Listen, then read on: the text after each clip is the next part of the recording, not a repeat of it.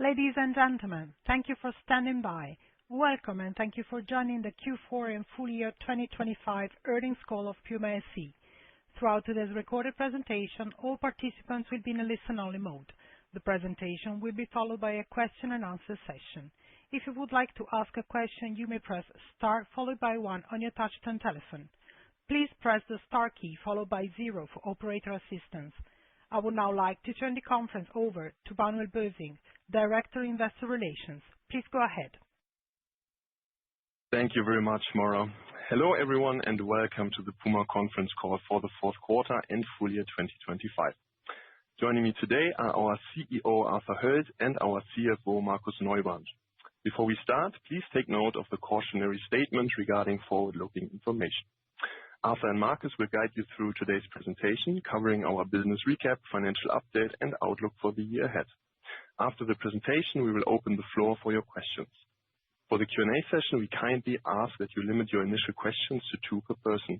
This will allow as many participants as possible the opportunity to take part in the discussion. We will begin with a short video, and afterwards, Arthur will take over. With that, please enjoy the video.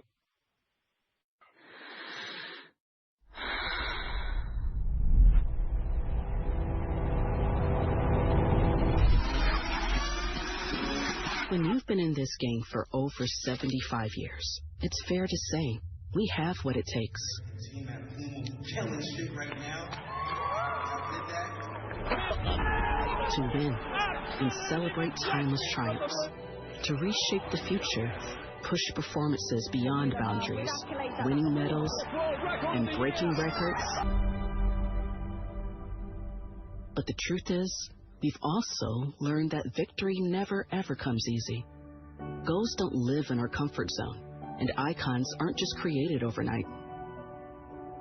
Right now, we're facing our biggest challenge yet. To reclaim our position on the court, on the track, the green, the pitch, the floor, the screens, and the streets all around the world.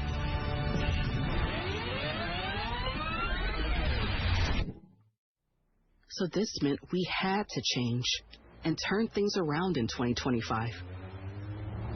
We had to step up our game, raise our own bar, and take that leap to question what works and change what doesn't. This is how we sharpen our focus, rethink collections, reveal how we bring our brand and products into the hearts and minds of our customers, and reset what we bring to the table while we embrace our history, our innovations, and our DNA. So, let's get to it. Let's rebuild a business that's relevant in another 75 years.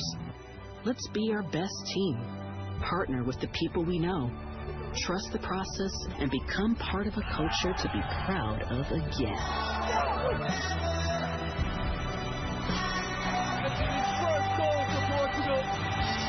Because we know we have what it takes to get back where we belong as one global sports brand.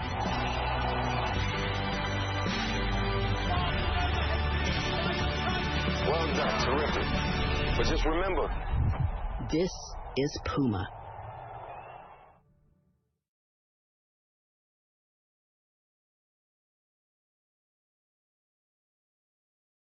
Good afternoon and welcome from my side here from Herzogenaurach as well. Yeah, I think that video summarized perfectly what a great brand we are, what a great potential we have, but it certainly also highlighted some of the challenges that we have started to take last year. So allow me to take you on the journey and the progress that we have made over the last few months. However, starting of course, when we talk about PUMA, we want to start with sports, the foundation that we build upon. Some of the highlights last year were definitely Mondo Duplantis taking the world title and at the same time the world record in pole vaulting at the Tokyo World Championships that also made him the 4th time the men's athlete of the year. Amanal Petros, featuring the fast R3, was winning the silver medal in the marathon race, and then subsequent to that in Valencia set the 3rd fastest European time ever. We are very happy that to date we have 10 teams qualified for the FIFA World Cup, and that gives us strong presence at one of the most prolific sporting events later this year. Hyrox, key partnership that we have extended last year, sees increasing popularity, building a community way beyond what we have imagined beforehand, and we have key athletes who are breaking world records almost on a weekly basis. In Formula One, last year we had 2 out of 5 teams in the top constructor championships, and as you've seen from our recent announcements, we're very proud to add McLaren, the current champion in the team and individual championships, to our roster for 2026. And then last but not least, with Dennis Schröder and the German team winning the Euro Champs, at the same time we are looking forward to Tyrese Halliburton coming back in the new season. So there's a lot of positivity, a lot of great achievements that PUMA as a brand has seen in the year 2025. And we also do see our foundation for future success in exactly those areas. First and foremost, providing innovative technologies for our athletes, for our teams, for our high-performing sports people. Whether it's apparel technologies like cloud spun or dry sail, or the best technology in the running world out there with Nitro. We're extremely proud of the developments and of the success stories our teams have achieved in recent months. Second to that, our brand will be built on community platforms, connecting with consumers around the world, connecting in new, different and engaging ways to really set the tone and set the standard, where PUMA will be at the forefront of conversations again. And of course, it's also about global reach, a brand that is globally recognized, but globally also connects on the highest level with partnerships that have been either long-lasting or will be added freshly and newly to excite our audience out there. And that all will be built on 77 years of history that was made out of great products, great athletes, and great partnerships that have built PUMA into one of the greatest brands on earth to date. However, we also recognized last year that we have to start to do things differently in our organization and in our brand. We have called out a 3-year transformation journey that was clearly starting middle of last year with the so-called reset. Let me give you a brief update what we have achieved and what we've done in those last 5 to 6 months since we called this out. So 2025 was not just a year of reset.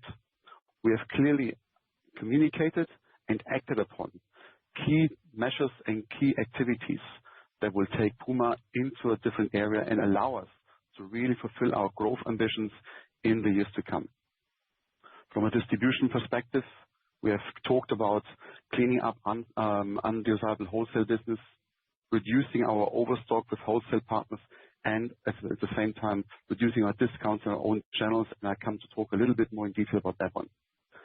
From a cash perspective, we have become a much more prolific organization in terms of managing our cash situation. We have definitely reduced our PO placements in order to avoid a further oversupply, for example, for our 2026 business. And at the same time, we have also reset our OPEX operations. We have, for example, significantly reduced our range size and our complexity, and also committed to working on our operational inefficiencies as an organization and as a company. When I talk about right-sizing measures across our business, I wanted to give you some details, a bit more flavor, what that meant for us. In the US, for example, when it comes to undesirable wholesale business, we will decrease our business by the double digits over the next couple of years until the end of this year. We have already started to reduce our discounting policy in our own e-commerce channels as well in our retail channels. This had already a significant impact, not just on our top line, but more importantly, that people and consumers start to see us again as a serious brand, as a brand that commands value. And last but not least, as I said, both our inline and non-inline product range will decrease double digit. The season where that will come into fruition will be the spring-summer 27 season. A lot of measures that we talked about that are now already in place that will show up in the market in the seasons to come. We also have committed to focusing on streamlining our organization. The adjustments we've promised was about 20% of our white-collar positions reduced between 25 and 2026. 500 of those positions have been reduced in the first half of 2025 within the so-called Next Level program. 1/3 of the additional 900 positions we have reduced in the second half of last year. That leaves another 2/3 of those 900 positions that we're actively engaging with at this point in time. So we are committed and we're executing to become a better, to become a more streamlined, but also more efficient organization going forward. An organization is, of course, built on strong leadership, senior leadership that has the capabilities to transform this organization. What you see here on this chart is the already communicated new addition of Andreas Hubert as the Chief Operating Officer, as well as the extended responsibilities for Maria Valdez. Her role was transformed from being in charge in terms of products only to now adding a responsibility for go-to-market and brand marketing to fulfill a new operating model that we as an organization will be carrying in the future. You also see a significant amount of other changes that I will not go into detail today, but they've all been announced over the last 3 to 6 months, basically. Allow me to briefly touch on that new brand and operating model. What is new that we're basically bringing all the elements together that allow us to develop successful and promising and cut-through marketing stories and concepts in the future. That means brand marketing, product creation, and the go-to-market teams are all united under one team and will in the future develop concepts and propositions right from the get-go, and they then take them also fully through into the sales and into the conversations with our customers and with our DTC colleagues. Under Maria's leadership, we have also restructured our categories with a full ownership proposition moving forward. We've also clearly called out what we say the 4 priority, the 4 DNA categories for PUMA in the future. There will be football, running, and training now as 2 separated categories that previously were homed under one leadership, and a focus on sports style, which is the Select and the Prime business, which has been split from the core business.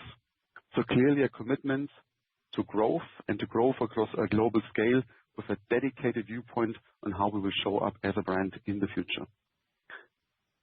Also at the same time, we have developed a new go-to-market calendar that will come fully into fruition for the Spring-Summer 28 season. That means we're going to have a more focused approach in terms of alignment internally, an improved sell-in readiness, but also higher efficiencies when as a brand we go to market. The second significant change that we're undergoing at the moment is under leadership of Matthias as our Chief Commercial Officer. We are going to transform our home region Europe from an organization that had a very small regional layer with 7 different competencies in different cluster centers, which led to a very decentralized structure, duplicate a lot of efforts, and ultimately also a pretty inconsistent brand activation. In the future, as of later this year, we're going to increase our regional layer, our European layer. We're going to have 3 more streamlined clusters across Central, North, and South. And that also will mean in the future we're going to have more consistency, stronger efficiencies. There will be a regional ownership of the key growth levers and also allowing us for faster and more aligned decision making. So these were some of the measures we talked about last year and the execution that was started, but of course will transition into 2026. With that, I'll hand over to Markus to talk you through the results. Thank you, Arthur, and hello to everybody from my side.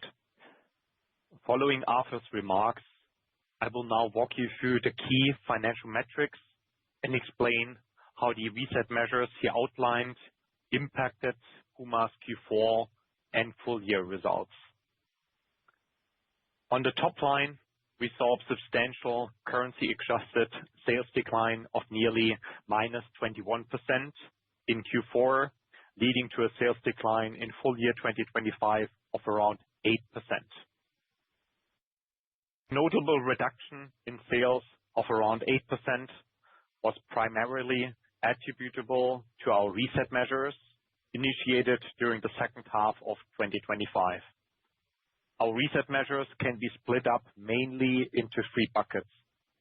The largest impact came from cancellations of undesirable business with wholesale partners in the mass merchant space, followed by inventory takebacks and lower D2C promotions to improve brand perception.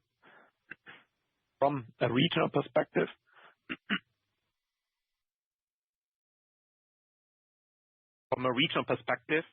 the reset was particularly pronounced in Americas, especially in the US, EMEA, and China.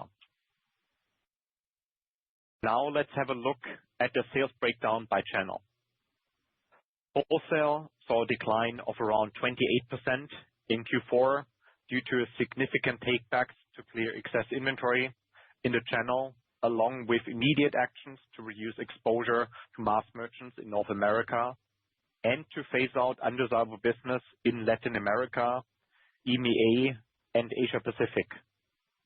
In full year 2025, wholesale decreased by 13%.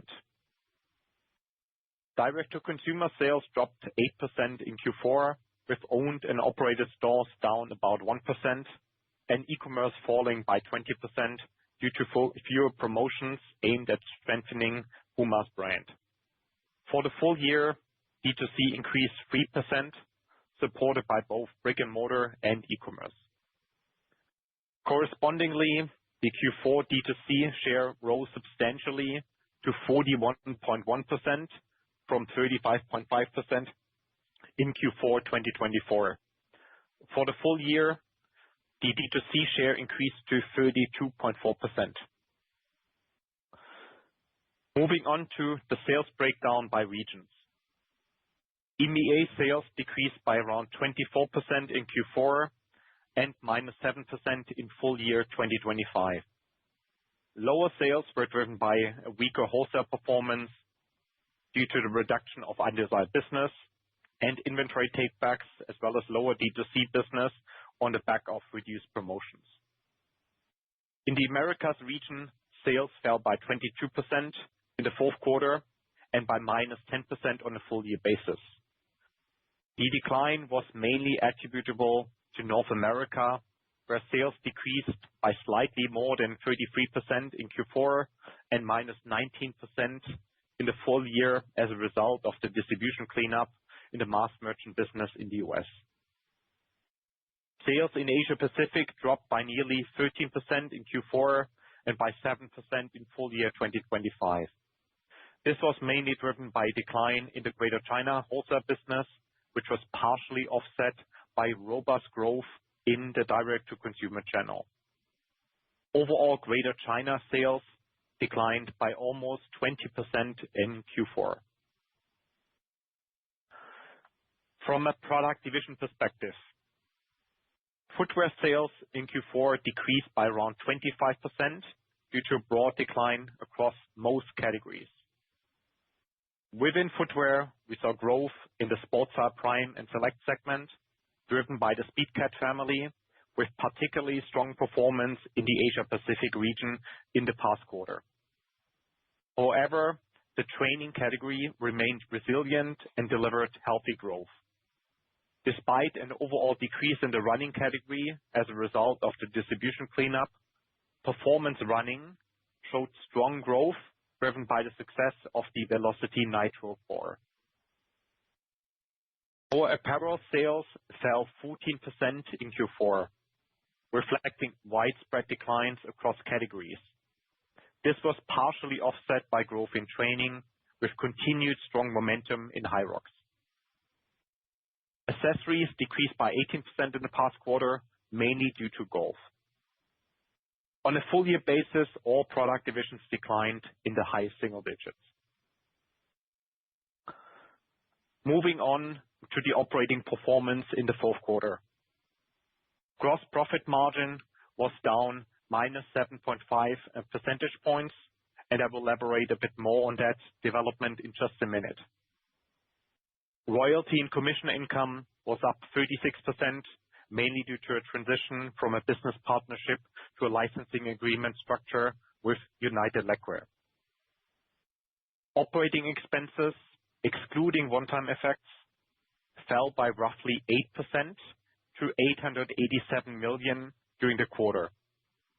This decrease was driven by positive results from the cost efficiency program and reduced expenses in the D2C channel, which were a consequence of lower sales compared to the same quarter last year. Driven by lower sales and lower gross profit, adjusted EBIT came in at minus 229 million euro, down 315 million euro versus Q4 2024. One-time effects amounted to around 79 million euro, mainly related to the cost efficiency program and a goodwill impairment. Reported EBIT, including one-time effects, was around minus 308 million euro, and our loss from continued operations came at minus 335 million euro. As indicated, let's take a closer look at the gross profit margin in Q4.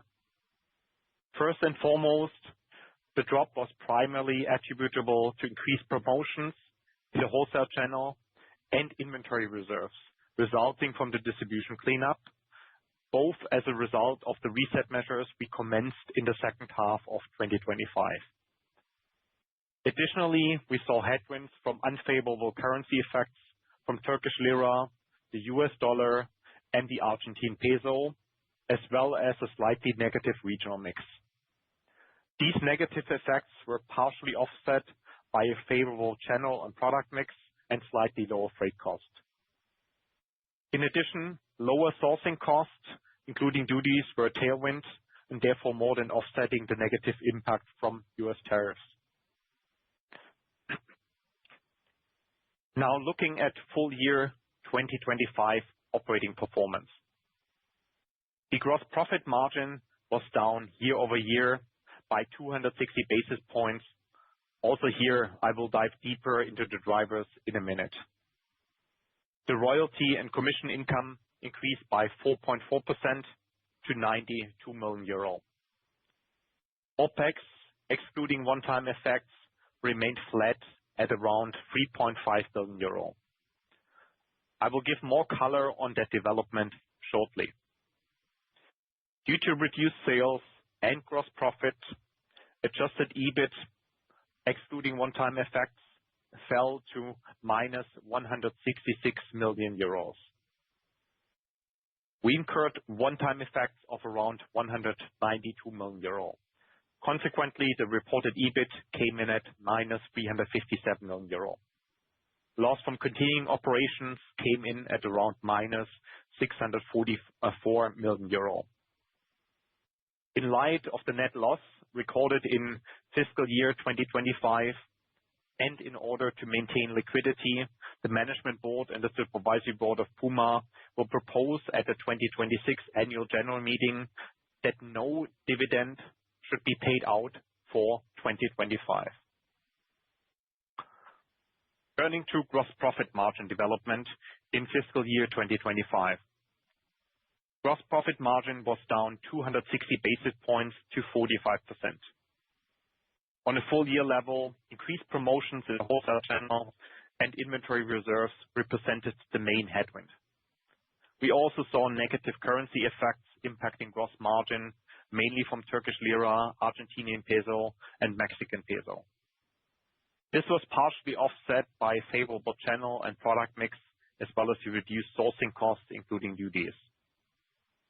We managed to limit the adverse impact of US tariffs to around 30 million euro in 2025. In 2026, we expect a substantial improvement versus 2025, especially due to lower promotions, including inventory reserves and a favorable channel mix.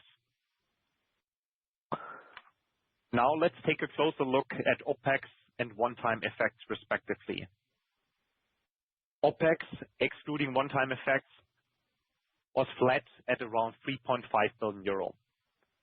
Both channel mix as the D2C share, especially e-commerce, increased from 28.9% to 32.4%. And other OpEx offset lower marketing expenses as well as savings from the efficiency program. Looking at marketing expenses, I want to highlight that we deliberately did not reduce marketing expenses any further than we did.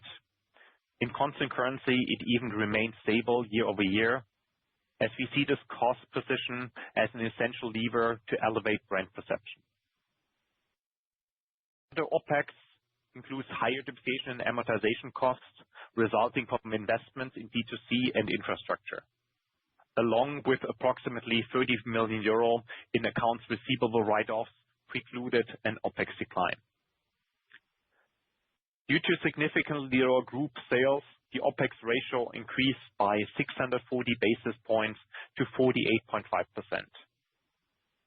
We recorded material one-time effects, mainly related to the cost efficiency program and goodwill impairments. Personnel expenses accounted for 102 million euro. These expenses are linked to our cost efficiency program targeting a global headcount reduction. Impairments were 63 million euro related to goodwill impairments in Japan, Canada, as well as in digital infrastructure. Closing unprofitable stores and other non-operating costs reached 27 million euro. Looking forward, we anticipated significantly less one-time effects than what we saw last year. These costs will mainly focus on personnel expenses. Overall, in 2026, we do not expect materially lower OpEx in absolute terms, as we will continue to invest in our brand as well as marketing and expect stronger growth in D2C versus wholesale. Let me shed some more light on the drivers of the reported EBIT margin development.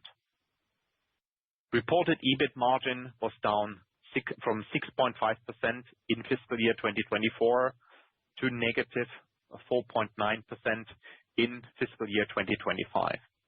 The negative development in gross profit margin had an impact of minus 2.6 percentage points. The effect of royalty and commission income had a slightly positive impact of 20 basis points. While OpEx remained flat in absolute terms, the significant decrease in sales caused the OpEx ratio to rise by 6.4 percentage points.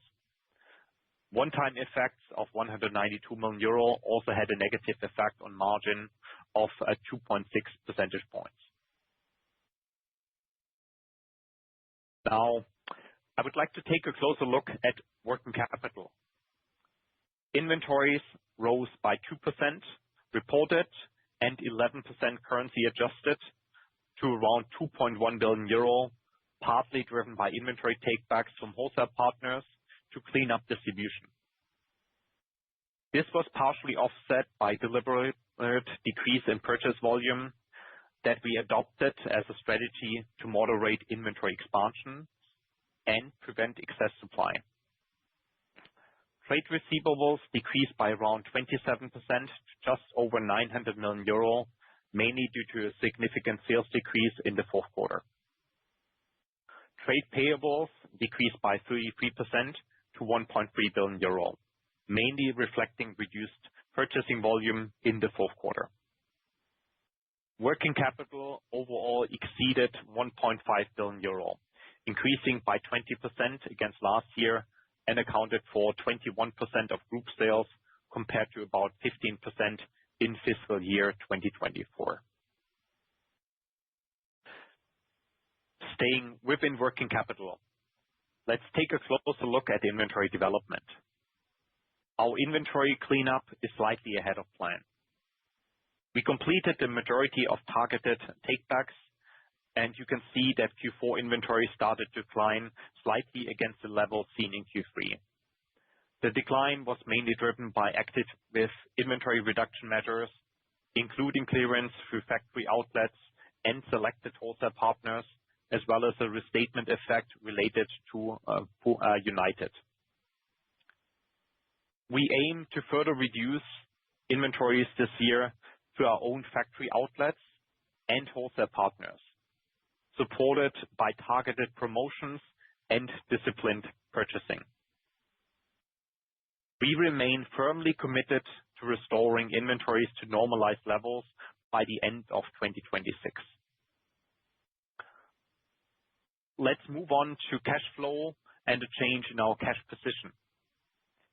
We ended the year 2024 with around 370 million euro of available cash. Due to negative earnings before taxes and increased net working capital, we ended fiscal year 2025 with a negative operating cash flow of around 320 million euro. Investing cash flow included CapEx of 206 million euro, focused on digital infrastructure, investments in our D2C channels, and initiatives to strengthen long-term competitiveness. Our operating cash flow and in the investing cash flow summed up to a negative free cash flow of minus 530 million euro. Financing cash flow amounted to around 400 million euro and included around 1 billion euro proceeds from additional financial liabilities to support the operating business and finance working capital. Overall, the cash flow development led to a decline in cash against last year to 290 million euro. In 2026, we expect our free cash flow to be positive. This brings us to net debt development. The additional financial liabilities resulted in an increase in net debt to just over 1 billion euro. End of 2025, we saw a financial headroom of 1.5 billion euro, including a cash position of 290 million euro, as shown before, and unutilized credit lines of around 1.2 billion euro to invest in our strategic priorities. In February 2026, we were able to secure another private placement of 100 million euro. With this additional financing instrument, we reduced the bridge facility from 500 to 350 million euro and secured slightly more favorable financing conditions. The bridge facility was fully syndicated with our core banks. Given the currently elevated level of net debt, deleveraging is a clear priority, and we target to reduce net debt over the coming years. This concludes my remarks on the financials, and I will now hand back to Arthur for the outlook for fiscal year 2026. Markus, thank you very much. So let's look forward into 2026, and I want to explain to you again why this year is a year of transition before the company then will enter a growth period again. It's very important to realize that the reset measures will now need to be executed throughout the year of 2026. That means, for example, first and foremost, our ongoing efforts to clean up the marketplace and to be diligently working on the inventory liquidation will have a high priority for us. I've briefly talked about the new brand operating model that between brand, product, and go-to-market will fully show the effects in 2027, and to remain in sporting goods terms, that muscle needs to be trained throughout the 2026 calendar year. We are also, of course, working on our high share of budgets that are allocated to long-term commitments. So reshaping our marketing working budgets to be most effective from a consumer and from a brand proposition perspective remains a high priority for us. The organizational changes that I alluded to will, of course, need to be executed and then reshaped throughout the year of 2026.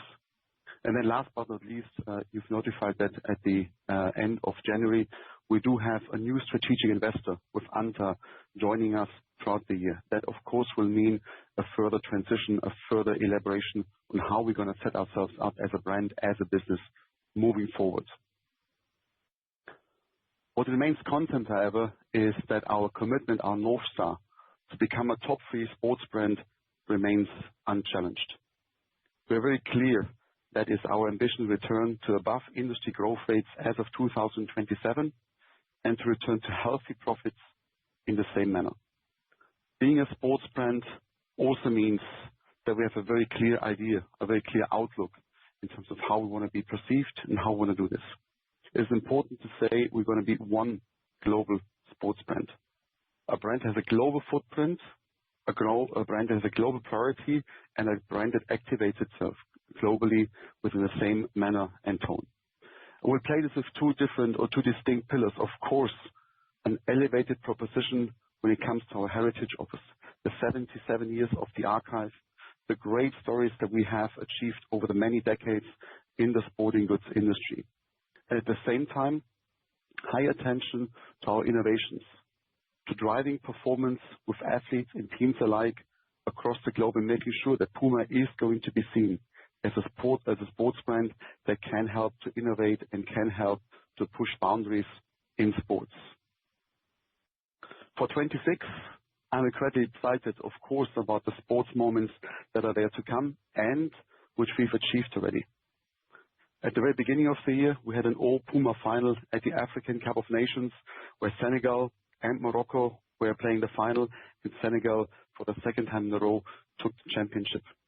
Just a couple of weeks later, in Denmark, at the European Handball Championships, we had another all PUMA final with Germany and Denmark playing in that game. The title was won by Denmark, led by Matthias Gitzel, who is a key ambassador for PUMA in this sport. We're also extremely excited about our future propositions, our opportunities when it comes to running, long-distance running, and marathons. Just a couple of days ago, there was a new European record set by Jan Scrub in a 10K race. There was the 5th fastest ever time globally recorded, actually. Moving on to Hyrox. As I said already a couple of times, a key partnership for us that we extended in October for another 5 years. Be a massive event happening in May in New York, and we're also equally excited about the World Championships in Stockholm later on this year. The comeback of Tyrese Haliburton in the NBA, performing and outperforming what he's started until end of last year. And then, of course, the pending start of the Formula One season again with McLaren as a new additional partner to our roster. To support that, we've had already several very exciting launches, product launches at the beginning of the year. Full sellout of the first ever handball personalized proposition with Matthias Gitzel. The Hyrox family has finally gotten its own dedicated piece of footwear.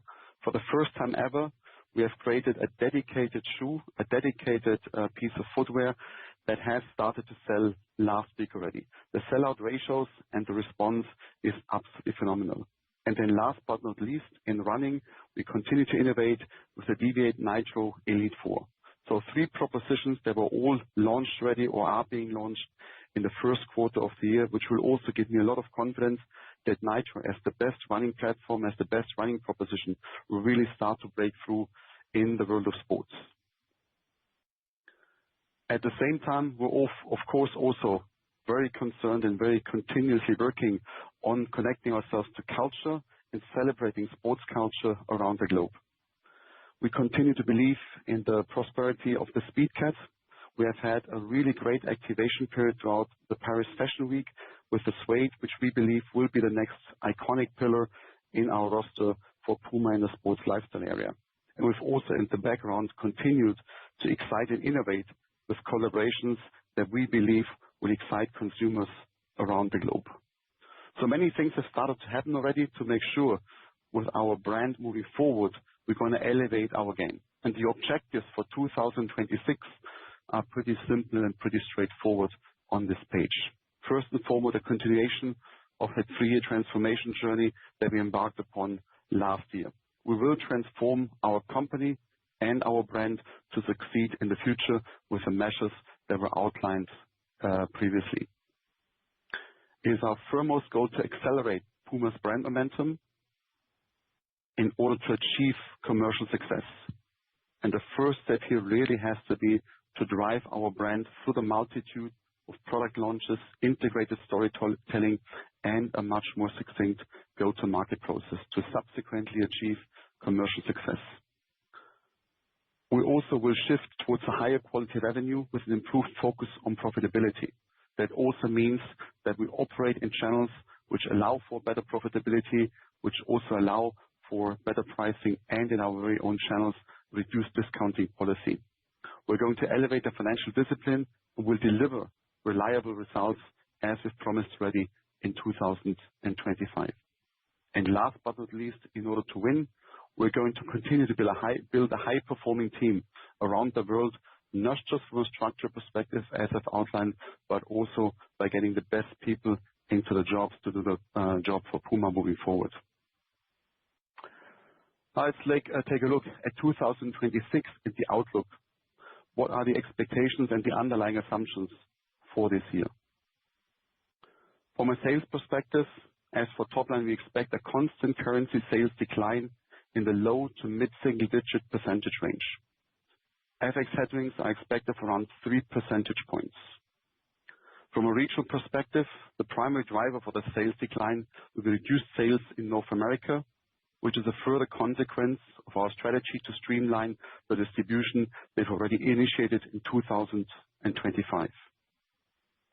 On the other, more positive side, sales will grow in Latin America, the Middle East, Africa, and India.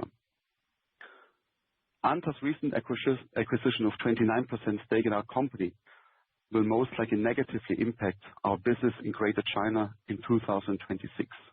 Nevertheless, we believe that this partnership will deliver substantial mid to long-term benefits for our brand and our company. With regards to sales channels, we anticipate a decrease in wholesale sales, while our direct-to-consumer business is expected to grow currency adjusted. We also do expect that the second half of 2026 will be stronger than the first half.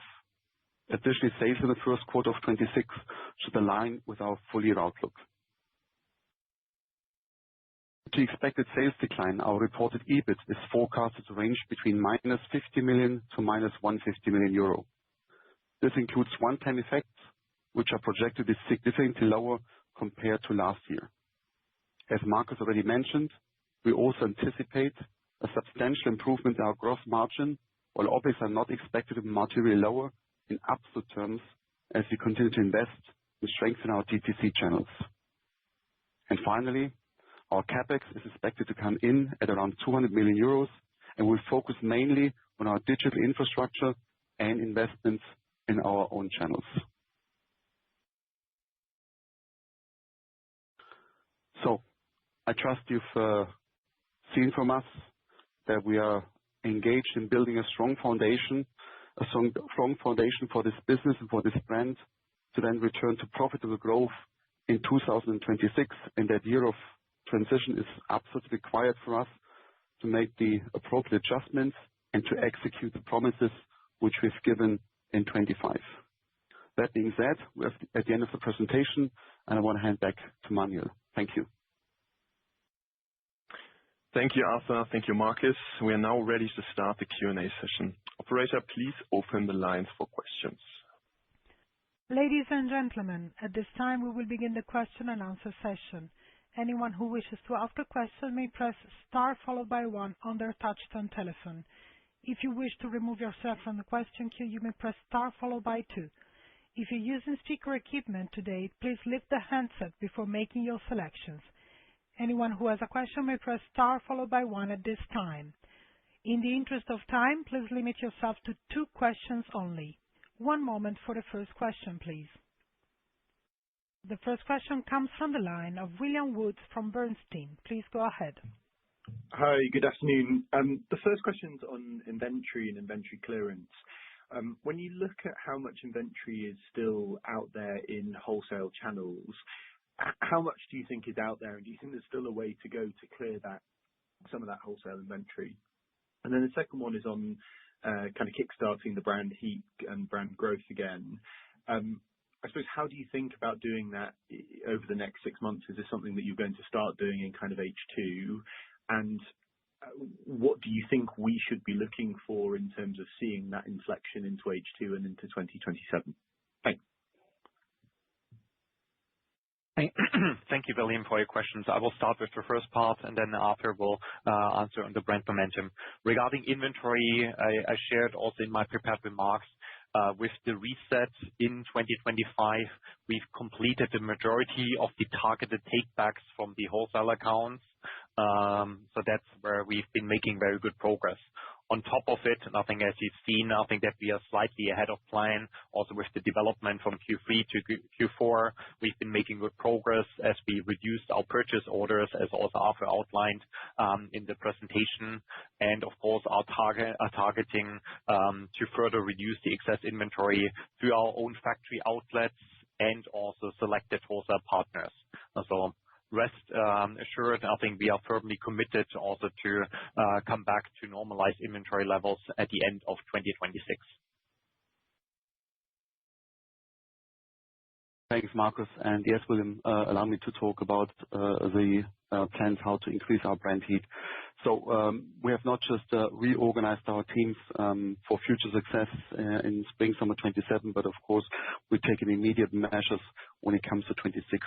The platforms that are provided for us are the World Cup in North America, of course, our partnership with Hyrox, a much better communication, a much more succinct conversation about Nitro as a platform, and then engaging with our style audience differently.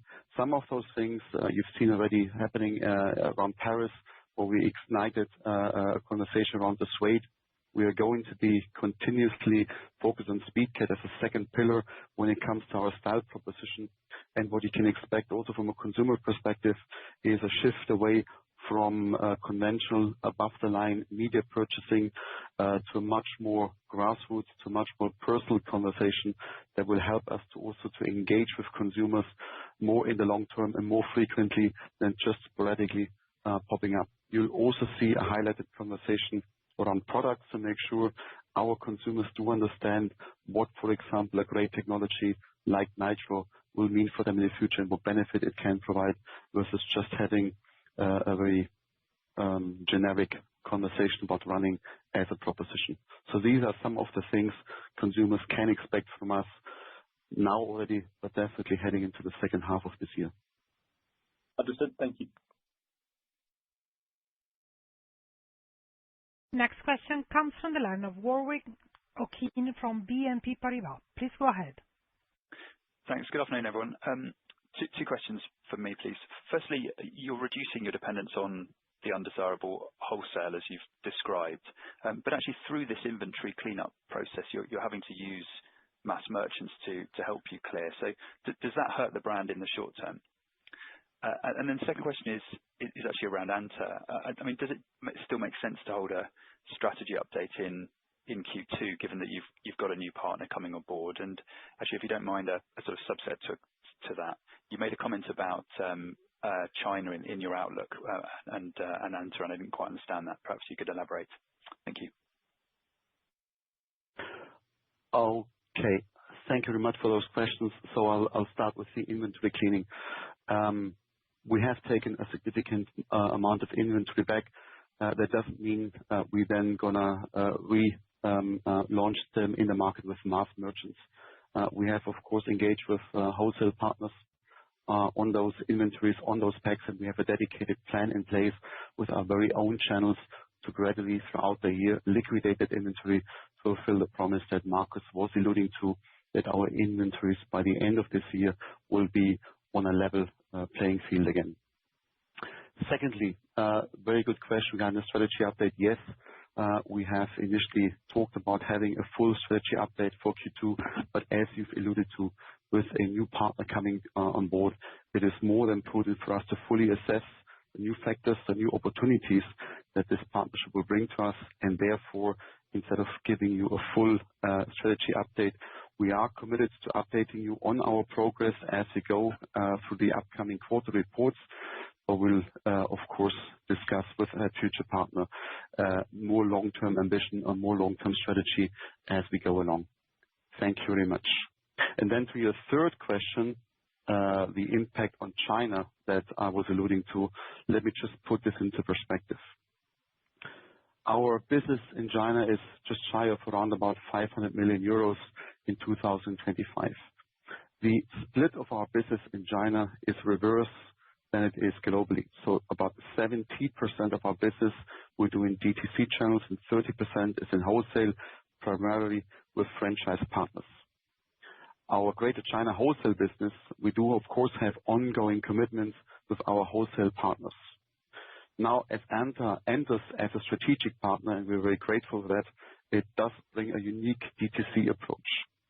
Our partners do anticipate that PUMA's distribution model might shift in the future towards a more DTC-led share versus where we are today. This anticipated results might lead to commitments with our wholesale partners not being extended, such, for example, as new store openings, renovations, or even their ordering. We expect this to lead to a negative impact in our Greater China business in 2026, as these commitments might not be extended.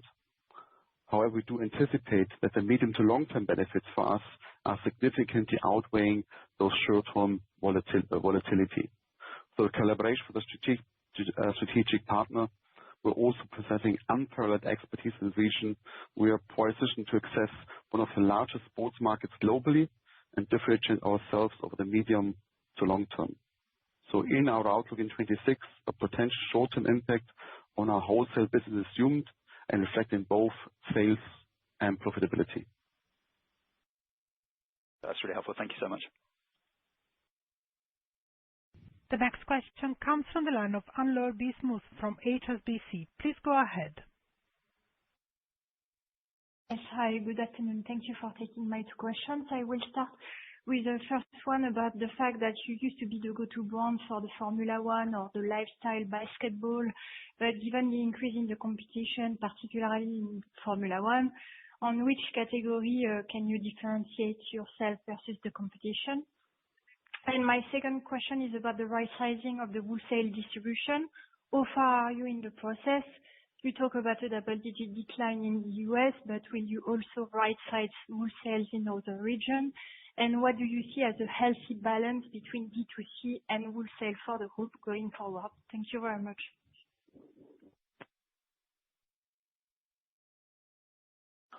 Thanks for the question, Anne-Laure. So let me start with our focus on which categories we are going to differentiate ourselves. So first and foremost, as I said, Nitro as the best platform in performance running is a key differentiator for us. From a results perspective, from a testing perspective, we are far outpacing competition there at the moment. We'll definitely also differentiate ourselves in the space of training with a unique partnership that is Hyrox, an exclusive partnership that we've extended over the last 5 years, and that would be unrivaled, and no one else in the sporting goods industry can compete and match against that. I would also like to point out, because you said Formula One, that we're of course not just giving up our competitive advantage, because we will add with McLaren winning the defending champion both in constructors but also in the individual titles. Next to Ferrari and Aston Martin, I would say an unrivaled positioning. And in the other categories that I don't know well deeper on, of course, we're looking at competitive advantages versus other sporting goods players in there. But I'm very confident, specifically with the 3 platforms I've mentioned previously, that we have a very promising roster for us to differentiate ourselves as a brand and to create a brand heat moving forward. Second question was about right sizing of wholesale in other regions. The effort that we have started was not just focusing on North America, where we most likely have the highest exposure to mass merchants, but an effort was started everywhere across the globe. We are working with Matthias's team on a very clear and globally consistent pyramid, a segmentation pyramid when it comes to wholesale customers. And we're also making sure that with our future efforts, our wholesale business remains healthy. That means we have, as we've communicated last time, proactively reduced purchase orders for the early half of 2026. But at the same time, with the measures I've just mentioned a few minutes ago, we are keen to grow in the better wholesale channels, the branded wholesale channels, where we can also appear as a premium brand and command full price sell-throughs. And the last question, I think, was relating to an ideal or healthy mix. I think the proximity of what the industry overall at the moment is positioned in a 60-40 split, 60% wholesale, healthy wholesale business, and 40% DTC will also be the areas we will be landing on as a brand in the future. Thank you.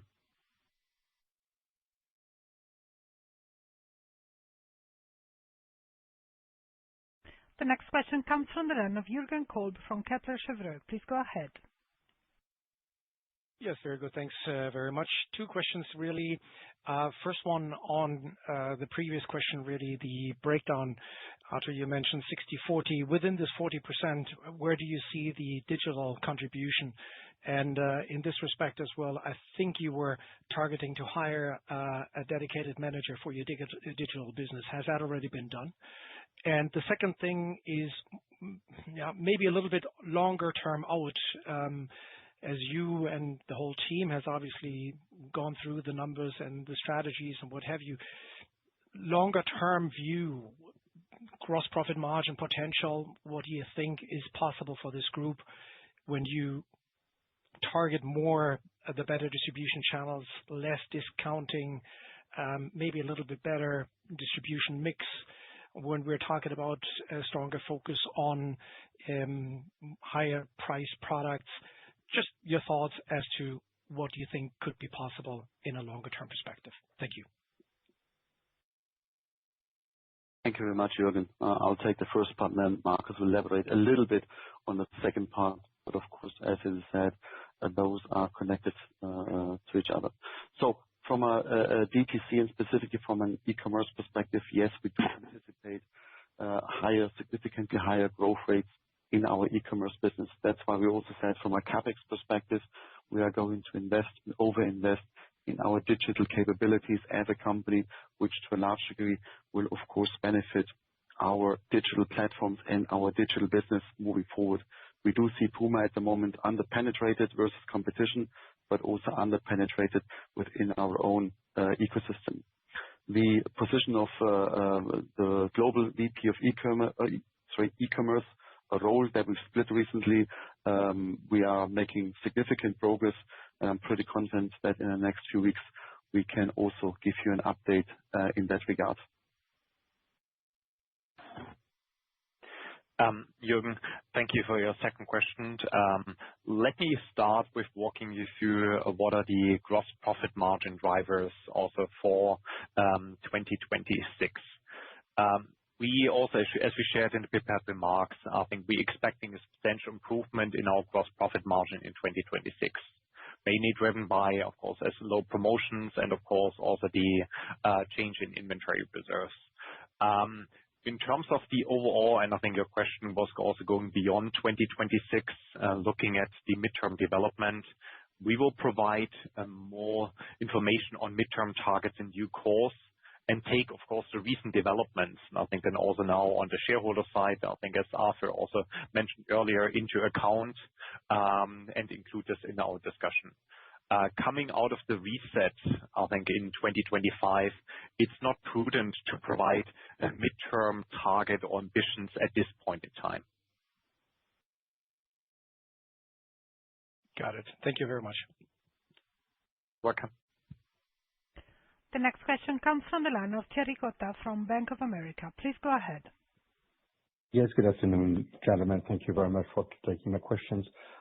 First of all, the takebacks, please. Could you give us the amount of takebacks that were realized last year in million euros in the second half? And what was the organic growth rate ex takebacks in Q4? And secondly, Arthur, I didn't fully understand what you said regarding 27 targets when you said healthy profitability should evolve in the same manner. I'm quoting what you said. I think you've been extremely clear on the growth and the idea of growing faster than the industry, which I think you put last time we talked at around 5% growth, so above that. But on healthy profitability, where do you place it for next year and going forward, please? Thank you. Thank you for your questions. Looking at the first chart, and I think going back to your inventory takebacks, and also that you understand the magnitude of the reset. In the financial parts, the first chart that I shared also gave you an illustrative indication that our sales decline on a currency-adjusted basis for the full year 2025 is mainly driven by the reset initiatives. And from the reset initiatives, the reduction of the undesirable business has the biggest impact, then followed by the takebacks and of course the reduced promotions. And these three, of course, also factors and those key drivers also of the reset, of course, impacted also our fourth quarter results in 2025. Yeah, and let me allude to the 2027 comments I've made. So we do expect to grow above the industry average at that point in time. That, without having a crystal ball, should be something in the low single digits to mid single digits, and we are committed to develop our plans and therefore also guide around that one. From a profitability perspective, yes, we will be turning into a healthy company again as of 27 and beyond. However, at this point in time, I would not make any comment in terms of where that will be exactly, and I hope and I trust you would understand that at this point in time. Thank you. The next question comes from the line of Piral Dadhania from RBC. Please go ahead. Okay, good afternoon. Thank you for taking my questions as well. Two, please. The first is just on the product offer. I think you talked about rationalizing the range. Could you maybe just elaborate a bit on which categories you've had to cut down on in particular? Is it more footwear or apparel, and within which category, if possible? Going forward, do you expect to run this kind of range size, or should we expect it to maybe grow in the future as the product pipeline starts to populate? And just in relation to the price positioning, you've given us a lot in terms of what you've done in terms of inventory clearance. How do you view the current PUMA price positioning in the marketplace relative to your competitors and the brand equity? And is there any scope for change there? And then secondly, just on wholesale, could you maybe just give us a flavor as to what the type of conversations you're having with your partners is like? Are they encouraged by the reset actions that you're taking? Are they giving you indications that they will support the expansion of your, market share? And do you have a sales team on the ground in your major markets to help to develop those relationships, or do you need to invest in that capability? Thank you.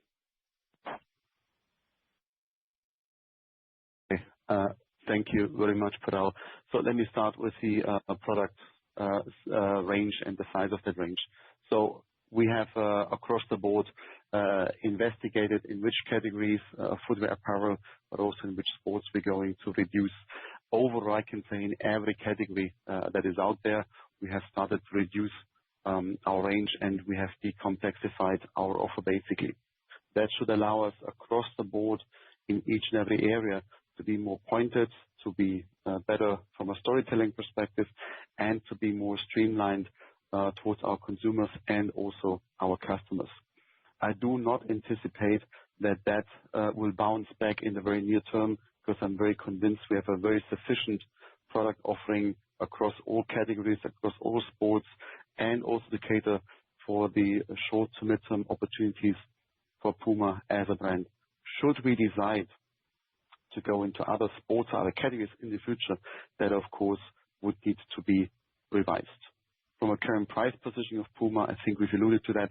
Of course, our first and foremost concern is to reduce the discounting of our very own products, starting in our DTC channels, and then also figuring out a way how to play in the more ambitious sales channels in the future.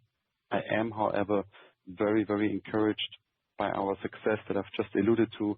The running and the training footwear franchise I've mentioned that had tremendous sellouts at the beginning of the year already are commanding price points of around about 250 euros each. That is very much at the top of the pyramid from an industry perspective. So as a brand, we're absolutely capable and competent to sell products at those high and premium price points at very good ratios. And last but not least, you talked about the sentiment of our wholesale partners. Yes, I'm not just traveling frequently. I was in the US recently around the All-Star weekend. I've pretty much met, as my team has, all major wholesale partners. They do believe in our story. They are supporting the reset of our brand, and they do believe in a significantly brighter future for the PUMA brand. That, of course, entails the hard work I was alluding to in 2026, and us convincing them with more, with better propositions as of spring, summer 2027. And yes, of course, in all markets, not just the major markets, in all markets, we have sales teams on the ground. Those sales teams, however, are also reorganized and adjusted to make sure they're going to cater for our opportunities. First and foremost, for example, in the specialist channels that are catering for the running consumers, where we as a brand have started to invest already significantly as of the end of 2025. Thank you. Thank you. Next question comes from the line of Adam Cochrane from Deutsche Bank. Please go ahead. Good afternoon. Thanks, guys. First question I've got is, do you think that given the balance sheet and the cash position, that there's any constraints that have been put on your plan because of the sort of current financial position, or is everything that you want to do able to do within the current resources, given the available liquidity that you pointed out? And the second question is really one in terms of the sort of shape of sales throughout 2026. I know that you talked about the second half being stronger than the first half, but given the sort of Q3, Q4 split, there's some quite big moving parts within that. What I'm trying to sort of get to grips with is how bad could Q1 be? And I think you answered earlier, but I didn't quite work out exactly what you're trying to say. What was the organic growth rate in Q4 without the take back? And is that way we should think about Q1? And then the other bit that I was thinking about is these products that you bought back, does that actually boost your sales growth next year, or is it a risk that it dilutes it because people purchase the discounted product rather than full price product? I suppose just getting an idea of how you think about that. Thanks. Thank you, Adam, for your questions. On the balance sheet, as we've worked through, especially the fourth quarter, and you've seen also the press release we issued in December, where we secured additional financing. And if I look also and what I shared in my prepared remarks, at the end of 2025, we had total 1.5 billion euros of financial headroom available between our cash and also the unutilized credit lines. So in terms of the additional financing, and I think then also and providing additional financial flexibility to support also the investments into strategic priorities, we've completed, I think, what we've planned. Then would you like to, Arthur will take you through the phasing of 2026? Yeah, I think your question was specific on the first half, and I just want to reiterate, maybe that wasn't clear enough what I said during the presentation. So we do expect our sales in the first quarter to align with our full year outlook. And that full year outlook, just to remind again, was a constant currency sales decline in the low to mid single digits. Let's just not forget, we have taken a significant amount of purchase orders out of the first half in 26 last year already. So we've been collaborating and working with our wholesale partners primarily in order to avoid a further overstock situation. And that will, of course, have an impact on our top line results in the first half. That is all baked, however, in our outlook. And then at the same time, you've asked about the organic performance in the fourth quarter. A similar answer to that, with us taking significant stock out of the market, that of course has reduced our top line performance in the third, but more specifically, as Markus pointed out, in the fourth quarter. Will those take back products materially impact our performance in 26? No, not really, because that is exactly the purpose why we took those products out of the market, why we've put them in our own inventory positions, and why we have developed plans both with wholesale customers and within our own DTC channels to liquidate them in a more responsible and in a more planned manner throughout the year of 2026. I would like to point out at this moment as well, however, when we talk about a significantly reduced discounting policy, we will, at the appropriate moments in time when the entire industry is going into discount mode, of course, do the same from a PUMA perspective. And these will be the windows that allow us as a brand then to liquidate overstock and residual products like competition will be doing in the future. Thank you.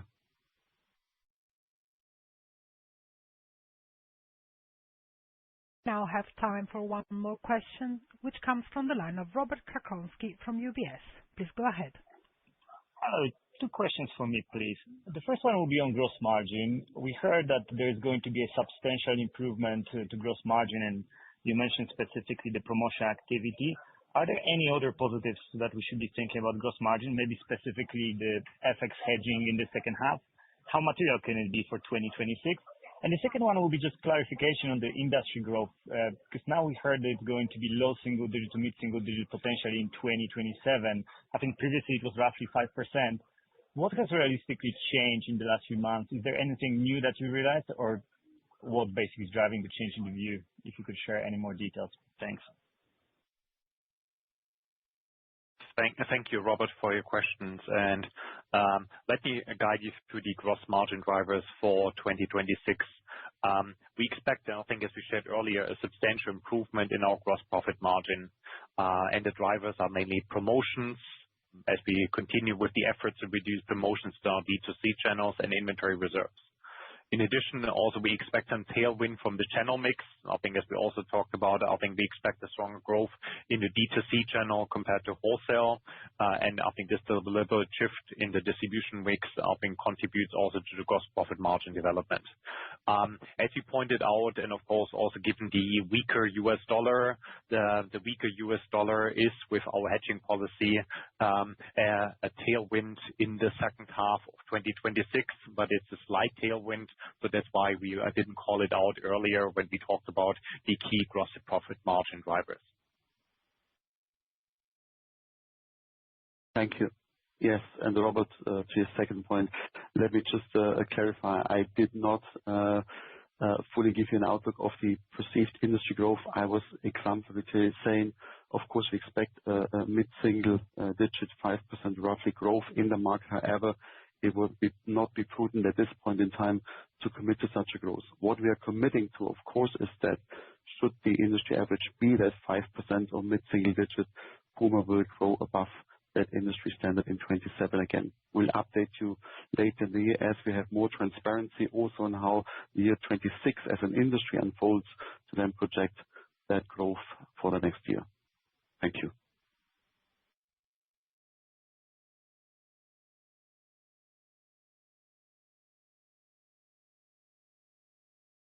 There are no further questions at this time. I hand back to Manuel Bösing for closing comments. Thank you very much, Maura, and thanks to everyone for your questions. We appreciate your interest in PUMA, and we look forward to speaking with you again soon. This concludes our call for Q4 and full year 2025. Thank you, everyone, and goodbye.